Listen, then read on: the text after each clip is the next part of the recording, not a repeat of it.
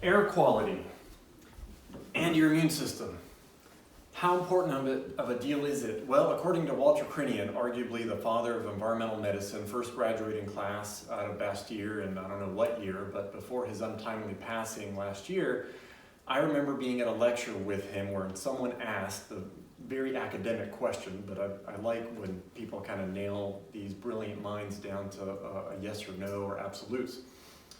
They said, if you had to pick clean air, clean water, or clean food, which one would you pick and why?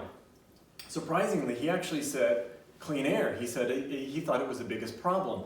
With that in mind, we built this clinic out recently with non-outgassing paint, non-outgassing fabrics, non-outgassing floors, non-outgassing carpets or paint, or even the plywood behind the walls we made sure was a type that did not emit aldehydes and were toxic to everyone, especially the sensitive cancer patients and autoimmune patients that we tend to see here. There is also a bit of good news that Dr. Ellie Campbell shared with me that ties into this as well, that the total mortality this month, especially in the last couple of weeks, is significantly down. And this is good news because COVID numbers in some places are still rising, and the deaths, which are often attributed to COVID, are sometimes not getting better either. So good news is that way less people in the US are dying for whatever reason, be it anvils or heart disease or COVID in general, just in general. And we think that, Dr. Campbell and I both think that it's due to three reasons, at least, probably other ones. One, people are staying inside their houses more and engaging in less risky behavior. That's kind of a no-brainer. Because they're staying at home more and because they're quarantining, a lot less people are on the road, which is very visible here in Atlanta, one of the worst traffic cities in the country. And there's probably a lot less automobile vehicular deaths, which is great, less people on the road. The third one is probably because there's less cars on the road and planes in the air and maybe trains on the tracks, these things are all burning fossil fuels. And this is ties into the air quality thing. So, people, irrespective of COVID, with asthma, COPD, and any other diseases, especially autoimmune diseases, are just sucking in less of the toxic stuff and, revving up their immune systems in a bad way. So less of this is going on. I think a lot of you guys have seen the pictures in India and other countries in the world where you can suddenly see the mountains that, were hidden behind the smog and fog and crap in the air that you couldn't see before. And the animals are enjoying that way more. So all of that is a big thumbs up. It's beautiful to see the skies again. There's an article recently published by an MIT researcher, which I think is very compelling. And yes, I've seen some of the arguments against it. She ties glyphosate, which is one of the biggest ingredients here in Roundup, a pesticide that I think we can all agree is very toxic.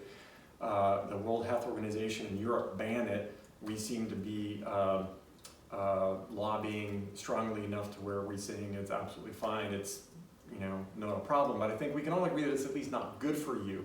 The horrific thing, which we recently found out, is that it's in the rain, it's in the air.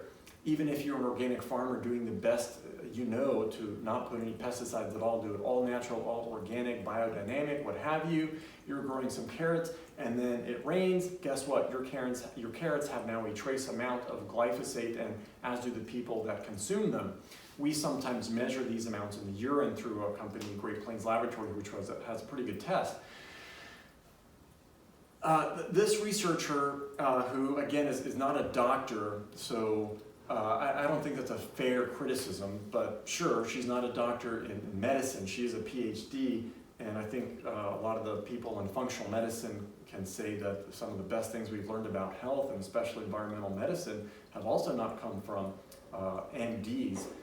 So that doesn't automatically discredit you in my view, but okay, she's not a doctor, and she didn't say, she didn't prove that the urine of the people especially the first ones with COVID, had a higher glyphosate amount. I think that would be interesting to look at. The hypothesis isn't that glyphosate somehow created the virus. It's that the glyphosate, which is now volatilized by the internal combustion engines, which took the fuel, which is largely now made with 10% or so ethanol, sometimes in ships and planes, maybe more, made from biomass. Well, what is the biomass? It's usually corn and soy. Well, what is on corn and soy? Glyphosate. And when you run that through an engine, it volatilizes and goes into the air. And hypothesis on her end is that a lot of these cities, Wuhan, Seattle, I could say Atlanta here, have massive amounts of traffic. They're either a port, they have a river going through them. Atlanta has the busiest airport in the world, Atlanta, Hartsfield, Jackson. Not now, thank God. But anyway, these things are in the air. So it would be interesting to look at the glyphosate levels in people who have COVID, B, more severe COVID versus the ones that don't and or have milder cases. While you're at it, I would recommend looking at the things I've been talking about forever, vitamin D and zinc levels and all the other markers of optimal health and nutrition, low homocysteine levels, low oxidation levels, yada yada, so on and so forth, 8-OHDG. That would be a very interesting study, and I'm not sure who's going to fund that, because at the end of the day, there's not a pill that's going to make fewer cars on the road. So anyway, bit of good news, less people are dying. The actionable part, and this is what we do here at the clinic, you can control your indoor air environment with something relatively inexpensive. You can get these at Home Depot for not too much money, usually under $150 or so under that. We got this one at Goodwill. You can usually find these HEPA filters at Goodwill. Now, they are really pretty decent at taking out particulate matter, like little solid pieces of dust or mold. They will not take out gases. Some mycotoxins are gases. This volatilized glyphosate is a gas.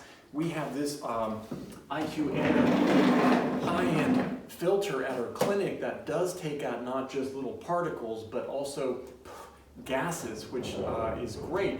They're going to run you anywhere from $700 to $1,200.